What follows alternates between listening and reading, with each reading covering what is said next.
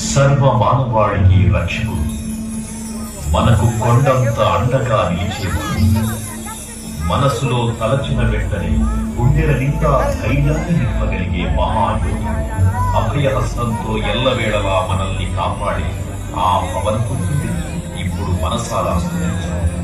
శ్రీ పంచముఖ ఆంజనేయ స్వామిగా అవతారమెత్తిన కథని దృశ్య రూపంలో తిలకిద్దాం రండి.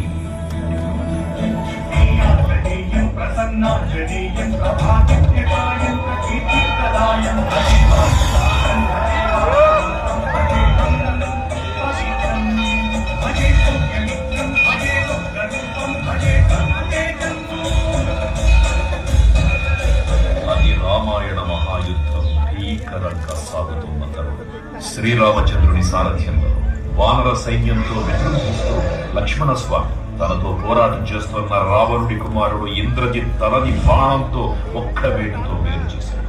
ఇంద్రజిత్ మరణిన రావణుడు ఆవేశంతో ప్రతీకారం కోసం పాతాళ లోకాధిపతి తన సోదరుడు అయినటువంటి మహిరావణుడి సహకారం కోరాడు.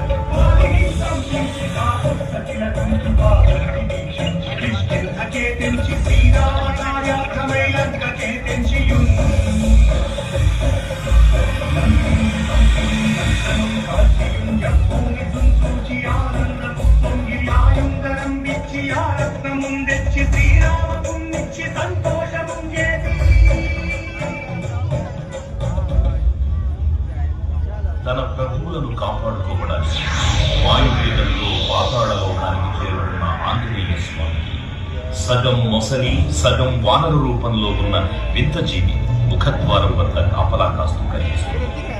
ఆ జీవి మకర ధ్వజుడు అనే తన పుత్రుడని మహాసముద్రాన్ని దాటుతుందని నీటిలో పడ్డ వేదవిందుడు ఒక మొసలి గ్రహించడం వల్ల జన్మించాడని తెలుసుకొని ఆశ్చర్యపోతాడు హనుమంతుడు.